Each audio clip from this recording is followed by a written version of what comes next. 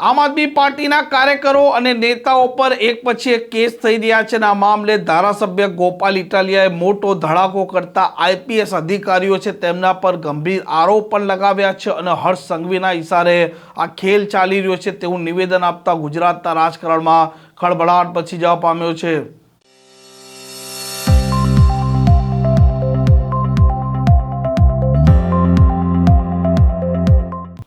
નમસ્કાર, આપ જોઈ રહ્યા છો હોટલાઇન ન્યૂઝ અને હું છું આપની સાથે તોફિક ગાંચી। ગુજરાતમાં અત્યારે સ્થાનિક સ્વરાજની ચૂંટણીઓની જાહેરાત થઈ ચૂકી છે। રાજકીય પાર્ટીઓ તેમના ઉમેદવારો છે તે જાહેર કરવા માટે મનોમંથન કરી રહી છે અને એક પછી એક આમ આદમી પાર્ટીના કાર્યકરો અને નેતાઓ પર જે પ્રકારના ગુના દાખલ થઈ રહ્યા છે તે મામલે હવે આ પાર્ટી આક્રમકતાનો ઉપયોગ કરી રહી છે અને ધારાસભ્ય ગોપાલ ઇટાલિયાએ ગુજરાત પોલીસ અને આઈપીએસ અધિકારીઓ પર ગંભીર આરોપ લગાવતા કહ્યું છે કે હર્ષ સંઘવીના ઇશારે આઈપીએસ અધિકારીઓ ચોક્કસ પેટર્નના આધારે કેસ કરી રહ્યા છે।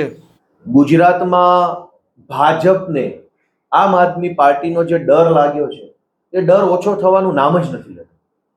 એટલો બધો ડર વધતો જાય છે, દિવસે ને દિવસે એટલો બધો ડર લાગે છે, ધ્રુજે છે, કાંપે છે, હાંફળા ફાંફળા થઈ જાય છે।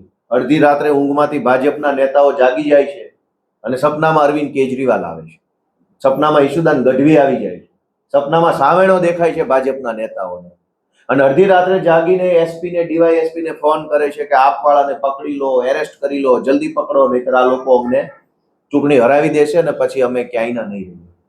રોજ રાત્રે 12 વાગ્યા પછી ભાજપના નેતાઓના સપનામાં સાવેણો આવે છે, આમ આદમી પાર્ટીનો સામાન્ય કાર્યકર્તા ટોપી સફેદ ટોપી પહેરીને ફરતો એવું દેખાય છે અને એટલા બધા ડરે છે કે રોજ રાત્રે પોલીસ આવે છે। ગુજરાતમાં છેલ્લા 1 મહિનાથી રાતના 12 વાગ્યા પછી આખા ગુજરાતના એસપી ડીવાયએસપીઓ આમ આદમી પાર્ટીના કાર્યકર્તાઓને એરેસ્ટ કરવા માટે સક્રિય થઈ જાય છે। માત્ર છેલ્લા 3 દિવસની ઘટના કહું તો 2 દિવસ પહેલા કોડીનાર પોલીસ, પોરબંદર પોલીસ, સુરેન્દ્રનગરમાં જોરાવરનગર પોલીસ, ગઈકાલે રાત્રે ભાવનગર પોલીસ, એની પહેલા જામનગર પોલીસ। રાત્રે 12-1 વાગ્યા પછી આમ આદમી પાર્ટીના જે મહત્વના હોદ્દેદારો છે કે જેઓ ચૂંટણી વ્યવસ્થા સંભાળે એના ઘરે જાય, રાત્રે 12-1-2 વાગે તમારું આધાર કાર્ડ લાવો, ચૂંટણી કાર્ડ લાવો, મોબાઈલ લાવો, તમારા મોબાઈલમાં ઉમેદવારોનો ડેટા હોય એ લાવો, કોણ કોણ ઉમેદવાર બનવાના છે, કઈ તાલુકા જિલ્લા સીટના છે, બધું આપો અમને અને પછી ધાક ધમકી કરે। રોજ રાત્રે ભાજપના નેતાઓને 12 વાગ્યે સપનામાં સાવણો આવે છે, કેજરીવાલનો ચહેરો દેખાય છે અને તરત પછી પોલીસને મોકલે છે અને પોલીસ રોજ રાત્રે આમ આદમી પાર્ટીના કાર્યકર્તાઓ પર ખોટી એફઆઈઆર કરે છે અને ખોટી એફઆઈઆરમાં પણ એક પેટર્ન છે। એટલો બધા ભાજપ વાળા ડરી ગયા છે અમારાથી, અમારા માટે આ ગર્વની બાબત છે કે જેને પોતાની જાતને મનમાં ફાંકો છે વિશ્વની સૌથી મોટી પાર્ટી હોવાનો, એ ફાંકો અમે કાઢી નાખ્યો છે અને એવી બીક લાગે છે કે પોલીસ મોકલે છે એટલે અમે શું અરવિંદ કેજરીવાલના સૈનિકો પોલીસથી બી જશું, એફઆઈઆર થી બી જશું, તમારી અટકાત બટકાત થી બી જશું। અરે આવા તો ઘણા જોઈ લીધા ભારત દેશે, તમને જોઈ લઈશું।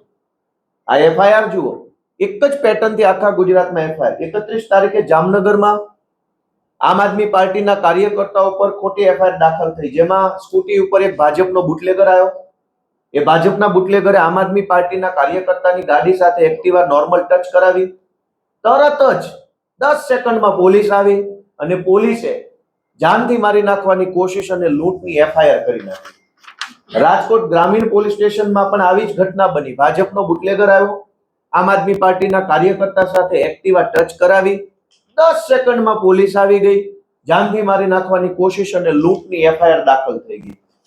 આ રીતે દેવભૂમિ દ્વારકા જિલ્લામાં એક્ટિવા ઉપર ભાજપનો બુટલેગર આવ્યો, એણે આમ આદમી પાર્ટીના કાર્યકર્તા સાથે સહેજ ગાડી ટચ કરાવી, બોલાચાલી ઝપાઝપી થઈ, તરત પોલીસ આવી, જાનથી મારી નાખવાની કોશિશ અને લૂંટની એફઆઈઆર દાખલ થઈ। ભાવનગરની અંદર સાંજના સમયે એક ગાડી આવી, ગાડી નોર્મલ ટચ થઈ, બોલાચાલી થઈ, તરત જ પોલીસ આવી, જાનથી મારી નાખવાની કોશિશ અને લૂંટની એફઆઈઆર આમ આદમી પાર્ટીના કાર્યકર્તા પર થઈ। જોરાવરનગર પોલીસ સ્ટેશનમાં પણ કમલેશભાઈ કોટેચા, અતુલભાઈ વેગડ, અમારા કેન્ડિડેટ દીપકભાઈ ચેહલા, આ બધાની વિરુદ્ધમાં મોટામાં મોટી કલમો લગાવી અને ગંભીર ગુનો દાખલ કર્યો। દેવભૂમિ દ્વારકામાં બીજી ખંભાળિયામાં એક એફઆઈઆર થઈ કે જેમાં ઈશુદાનભાઈ ગઢવી આ ખોટી એફઆઈઆર ની વિરુદ્ધમાં પહોંચ્યા તો એમની વિરુદ્ધમાં પણ એફઆઈઆર થઈ ગઈ। આ સિવાય દાહોદની અંદર અમારા કાર્યકર્તા રોડ ઉપર ઉભા હતા, ગાડી આવી, ગાડી ભટકાઈ, જાનથી મારી નાખવાની કોશિશ, લૂંટનો ગુનો. સુરેન્દ્રનગરની અંદર અમારા કાર્યકર્તા પુનિતભાઈ છે, એના ઉપર પણ જાનથી મારી નાખવાની કોશિશ, લૂંટનો ગુનો. આખા ગુજરાતમાં અત્યાર સુધીમાં 70 કરતા પણ વધુ એફઆઈઆર છેલ્લા 20 દિવસમાં ભાજપ વાળાએ નોંધાવડાવી છે અમારી વિરુદ્ધમાં. ભાજપને કેવો ડર લાગે છે અમારાથી, એ જોઈને અમને ખુશી થાય છે કે કાં નીકળી ગયો ફાંકો ભાઈ વિશ્વની મોટી પાર્ટીનો. પોલીસ હારે ગઠબંધન કરી ચૂંટણી લડવા નીકળ્યા છો. 30 વર્ષથી વિકાસની વાતો કરો છો. નરેન્દ્ર મોદીનું, અમિત શાહનું નામ વટાવીને ચરી ખાતા હતા. અમારી જેવા સામાન્ય ગામડાના છોકરાઓ તમારી સામે ચૂંટણીમાં શું ઉભા રહ્યા કે પોલીસનો સહારો લેવો પડ્યો, પોલીસ પાછળ છુપાવવું પડ્યું. એસપી એ ડીવાયએસપી હાથ જોડે છે ભાજપના નેતા, બચાવી લ્યો આગવાળાથી. એસપી પગ ચાલુ, એસપી ના ડીવાયએસપી ના ટાંટિયા પકડે છે ભાજપના નેતાઓ અને કહે છે કે અમને બચાવો આગવાળાઓથી, ઊંઘ નથી આવતી, બ્લડ પ્રેશર હાઈ થઈ ગયું છે. શરમ આવવી જોઈએ ભાજપના નેતાઓને કે 30 વર્ષ પછી તમે એસપી અને ડીવાયએસપી ના સહારા લઈને ચૂંટણી લડવા નીકળ્યા છો. બહુ તમે વિકાસ કર્યો હોય, બહુ ગુજરાતનું ભલું કર્યું હોય તો આવી જાઓ, મોરે મોરો કરો, આવી જાઓ ખુલ્લા મેદાનમાં અને લડી લો ચૂંટણી લોકશાહી ઢબે. અમે જોઈએ કે તમે કેટલા પાણીવાળા છો. આખા ગુજરાતમાં 60-70 કરતા વધુ એફઆઈઆર, 200 કરતા વધુ આમ આદમી પાર્ટીના કાર્યકર્તાઓને જાનથી મારી નાખવાની કોશિશ અને લૂંટની કલમો લગાવીને અત્યારે જેલમાં પૂર્યા છે. દરેક જિલ્લામાં, દરેક તાલુકામાં એક જ પ્રકારની એફઆઈઆર. મારું ગળું દબાયું, સોનાનો ચેન તોડી લીધો, ગળું દબાયું, ચેન તોડી લીધો, ગળું દબાયું, ચેન તોડી લીધો. આખા ગુજરાતમાં આ પ્રકારની એફઆઈઆરો નોંધાઈ. એક સ્ક્રિપ્ટ આવી છે. એ અહીંયા ગાંધીનગરમાં બેસેલા હર્ષ સંઘવીના કેટલાક જે દલાલો છે આઈપીએસ, એનું નામ ખબર છે. એને આપણે કહેવા માંગીએ છીએ કે બહુ દલાલીમાં મજા નથી. સરકારો બદલાઈ જશે ને તો મોઢું છુપાવવાની જગ્યા આખા ગુજરાતમાં નહીં મળે. અમે બધું જાણીએ છીએ કયા આઈપીએસ આ દલાલી ચાલુ કરી છે હર્ષ સંઘવી.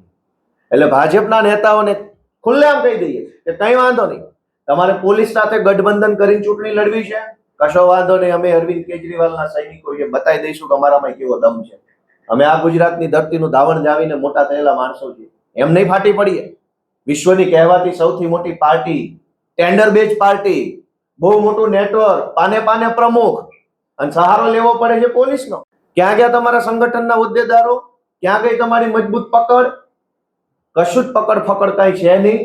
પોલીસનો દંડો, એફઆઈઆર ની જુલમ, એફઆઈઆર ની દાદાગીરી, જેલનો ડર બતાવીને ચૂંટણી જીતવા નીકળ્યા.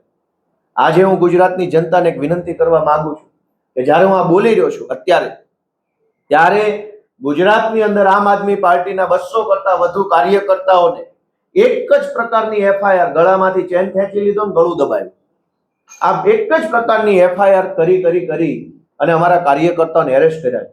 ભાજપના પ્રદેશ પ્રમુખ 2 દિવસથી બધા જ ઇન્ટરવ્યુમાં બોલ બચ્ચન કરે છે કે અરવિંદ કેજરીવાલ જૂઠ બોલે છે, અરવિંદ કેજરીવાલ અરાજકતા ફેલાવે છે, અરવિંદ કેજરીવાલ આમ કરે છે. અરાજકતા તો તમે ફેલાવી છે પોલીસના હાથો બનાવીને. રોજ રાત્રે 1:30-2 વાગે અને ગુજરાતભરના 4-5 અલગ અલગ જિલ્લાઓમાંથી સમાચાર આવે કે એલસીબી, એસઓજી, ક્રાઇમ બ્રાન્ચ વાળા ઘરે આવી અને માથાકૂટ કરે છે. ભાજપના નેતાઓને એટલો બધો ડર લાગતો હોય તો રાજકારણ જ છોડી દો ને ભાઈ.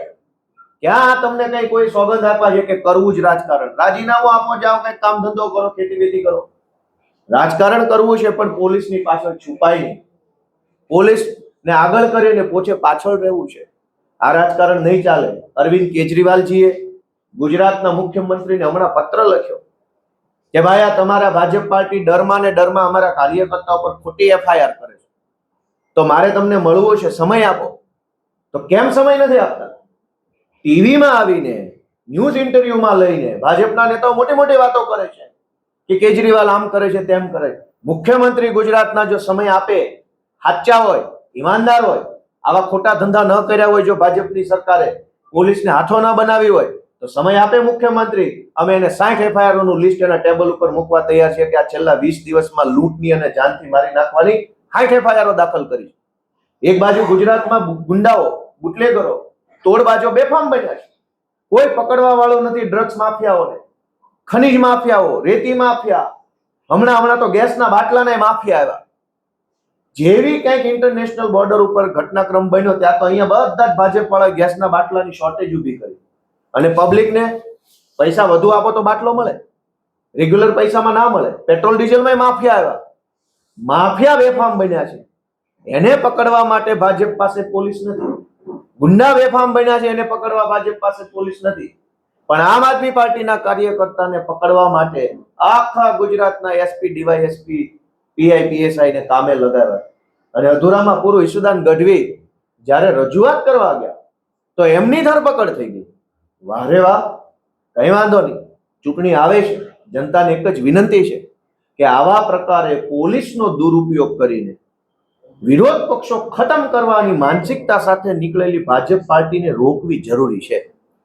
ગોપાલ ઇટાલિયાની ધરપકડ કરી લે કે ઈશુદાનની ધરપકડ કરી લે, ખોટા કેસમાં મને અને ઈશુદાનને જેલમાં પૂરે તો અમને કઈ થઈ નથી જવાનું, અમને કોઈ ખાઈ નથી જવાનું.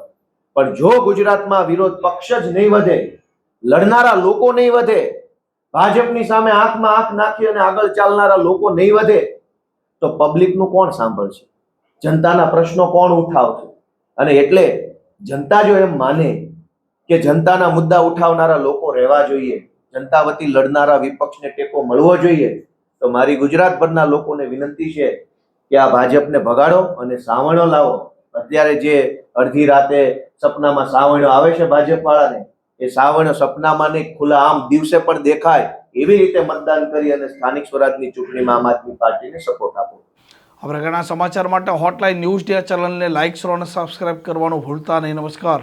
આવા પ્રકારના વિડીયો તમને જોવા ગમતા હોય તો હોટલાઇન ન્યૂઝ ચેનલને લાઇક, શેર અને સબસ્ક્રાઇબ કરો.